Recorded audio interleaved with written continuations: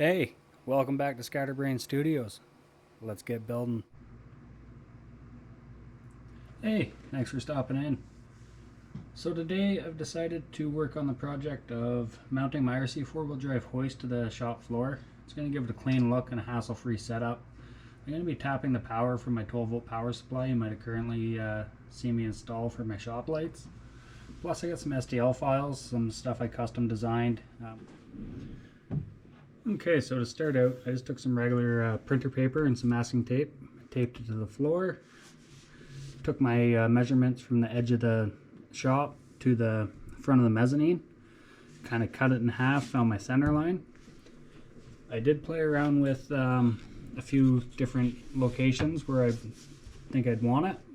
Used my TRX4 Sport, it was my longest truck, just to kind of set it out and make sure my front bumper and everything wasn't going to collide with the mezzanine. And then so I've designed some little templates. It's the exact dimensions of the foot of the hoist with some provisioning in there for the wires to pass through. I'm just using the battery cover from the hoist itself to link the two together. So I'll be able to set that down in place. And then I've designed these little inserts.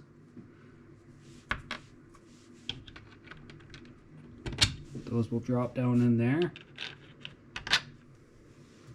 A couple 1-inch drywall screws.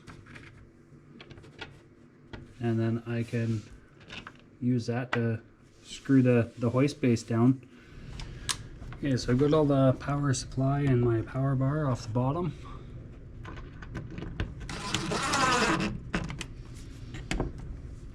And it's got a 3mm drill bit.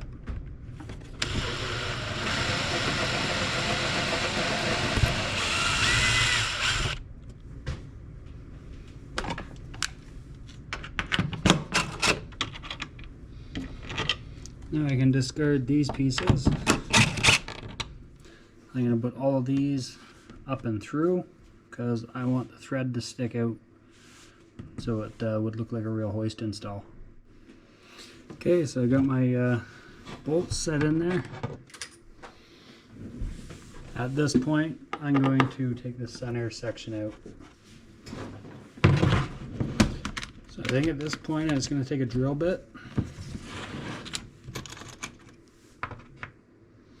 and drill each corner of that out.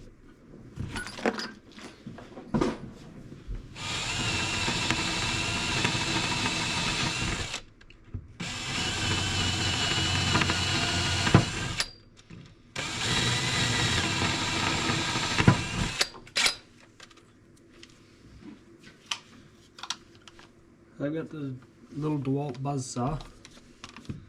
I'm just gonna see how that does.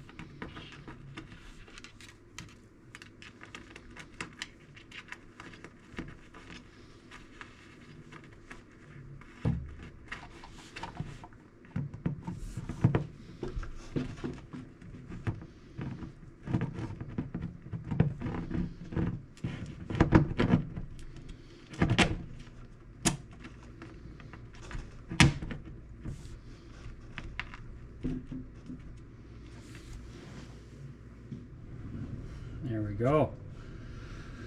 So now I'm going to screw them down. Okay, so the columns are in. Now what I went and did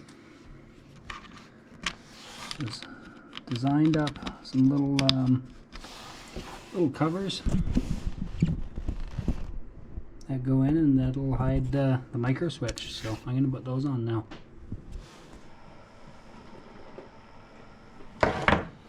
There's the battery for it though.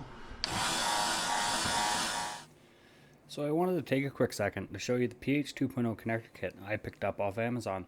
It was an effortless item, no soldering, no crimping connections, really proved to be a necessary item for this project.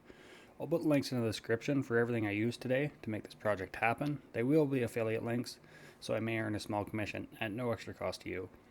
And let me know down in the comments if there would be any interest if I was to put together, say, a full DIY kit that would include all the parts to make your own power converter, with STL files included if you didn't have a 3D printer at home to print them yourself. That I could list on, say, eBay or similar. If you wanted to convert your hoist to wall power, you wouldn't have to have a bunch of leftover parts kicking around.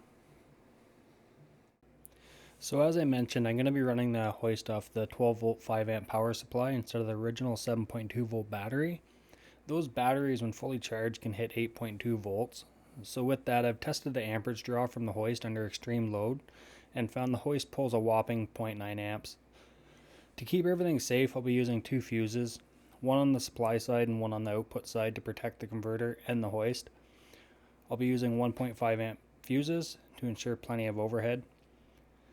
The buck converter is a 3 amp buck converter, so I can step my 12 volts down to 7.8, slightly above the nominal battery voltage, keeping the motor smooth.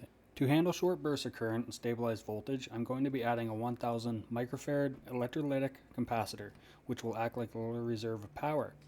I'll also be adding a 0.1 microfarad ceramic capacitor to filter high frequency noise from the converter. This will keep the hoist's built-in microcontroller happy and prevent glitches. Everything will be wired up with proper connections for a plug-and-play installation, keeping the original setup intact and clean.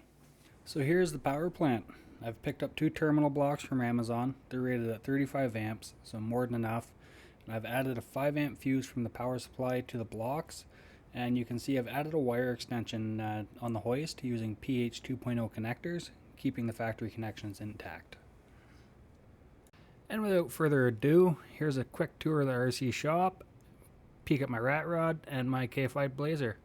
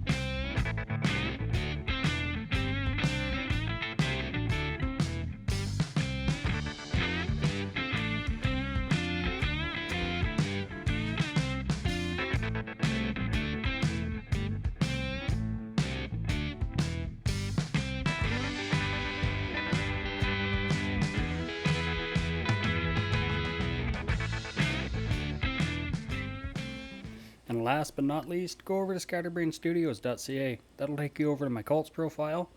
That's where you can get your very own flush mount hoist install STL set. Included in the package will be the templates I use to mount my hoist, the limit switch covers, plus I've designed 3 different hoist pads for the lift arms, a round set, a square set, and a safety lip set. I've designed each set to use a TPU cover for more grip than the original pads. The safety lip pad set is very thin, and you will need 16 M1.2 by 3 micro self-tapping screws to install them. The safety lip pad set is my favorite from the bunch as it looks the most scale, in my opinion. Thanks for stopping in to Scatterbrain Studios and sticking it out until the end. Don't forget to leave a comment, drop a like or dislike, and subscribe for more content. Now pitter patter, I gotta get back at her.